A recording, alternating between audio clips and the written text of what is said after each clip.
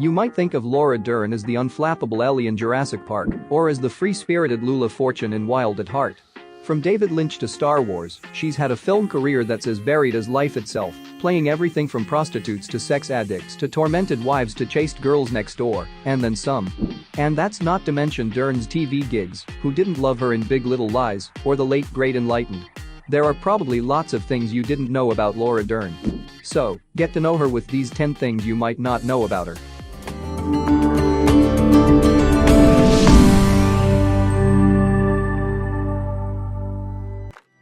She almost lost her Blue Velvet role to Molly Ringwald.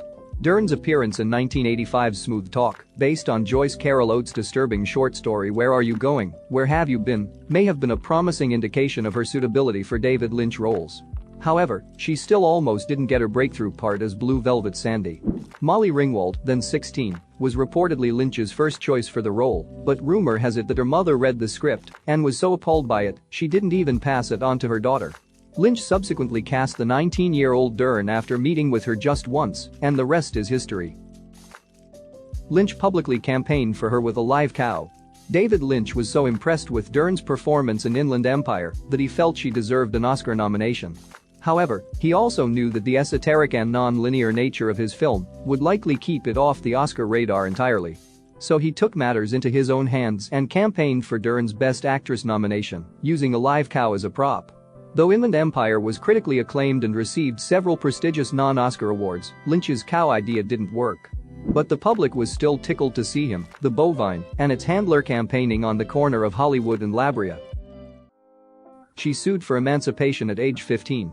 Dern describes the whole process as a very dark tale, but the reasons she sued for emancipation at age 15 ultimately had less to do with parental conflict than artistic and professional opportunity. As she put it in an episode of Inside the Actors Studio, Dern sought and won her independence so that she could have the freedom to pursue more challenging and controversial roles. I was 5'10" and a half and I was, 14, and looked older than my age and wanted to work and couldn't get the job I wanted because I was too young, etc. etc. So, to be emancipated and to be able to make my own decisions as an actor also afforded me the ability to work more and longer hours and to play older roles. And my parents totally supported me. Her sister died after falling into a swimming pool. Many people think that Dern is an only child, but in fact she isn't. Her sister, Diane, tragically died at the age of 18 months after falling into a swimming pool and drowning. According to Dern's mother, Diane Ladd, the child's death was a major factor in Dern having a comparatively overprotective childhood. I was terrified, being on my own with Laura. I had to force myself not to be overly protective because I had lost one child. The result was that it worked the other way. I allowed her to be a free thinker, and that helped her become her own person. She has a complicated past with Billy Bob Thornton. Dern lived with and was engaged to Billy Bob Thornton from 1997 to 1999, but he ultimately left her for Angelina Jolie. Dern laid the situation on the line in interviews. I left our home to work on a movie, and while I was away, my boyfriend got married, and I've never heard from him again. It's like a sudden death. There's never been any closure or clarity. The two briefly interacted at the 2017 Golden Globes, and things still looked awkward. She has one of the scariest faces of all time. According to many Inland Empire fans, and even average filmgoers who happen to see Inland Empire, Dern has one of the most frightening faces of all time. A brilliant scene towards the end of the film during which her monstrously distorted visage pops out and expands right into the viewer's face continues to take top honors on various scariest moment film polls. She starred with her mother in 3 films. In Wild at Heart, Dern and her mother, Diane Ladd, play a fictional mother and daughter. As the unforgettably deranged Marietta Fortune, Ladd smears her face with lipstick until it's devil red, sends a hitman after her daughter and her renegade lover, and appears on a broomstick Ayla, a malevolent wicked witch of the West.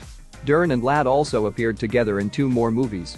1991's Rambling Rose, for which they received Best Actress and Best Supporting Actress nominations respectively, and 2006's Inland Empire. Wild at Heart was the only film she broke her no nudity rule for.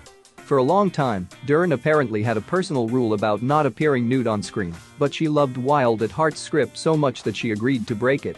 As she told Interview magazine, "I'd never done nudity in a movie. I've never sort of condoned it for myself, but David wanted it, and I was completely comfortable with it because that love story was so protected. There's never a moment where you feel anything is exploited." She's dated two of her Lynch film co-stars. In Dern's case, it seems that on-screen romance really does translate to real life. She dated her Blue Velvet co-star, Kyle MacLachlan, for 2 years after they met on the set in 1986. She and her Wild at Heart co-star Nicolas Cage were also an item for a time, though they didn't become romantically involved until 1995, 5 years after the film was released. She's proud of the feminist moment in Jurassic Park. Dern thinks movies can have a profound impact on audiences and champions films with a message. For example, she's proud of the work she did on Jurassic Park, especially one line in particular. There was a rather feminist line in response to something Jeff Goldblum says about man creates dinosaurs and dinosaurs eat man. Something like that. And then I look back and say the line, yeah, and woman inherits the earth, and that was such a big deal. It was like, here it is, we're in this formulaic big movie, and it's this fabulous fun feminist moment. Then there are 12-year-old girls watching the movie and they hear that, and it's one line.